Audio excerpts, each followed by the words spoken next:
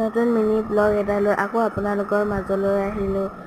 ৰিয়াৰ পৰীক্ষা চলি আছে। তাই ধূপ ধূনা জ্বলাই মেলি অলপ কিতাপ পঢ়ি ল'লে। পঢ়াৰ পিছত তাইক এইফালে খাইবলৈ দিলোঁ। খাই মেলি হোৱাৰ পিছতে অলপ পিছতে গাড়ী আহিলে। গাড়ীত তুলিবলৈ গ'লোঁ।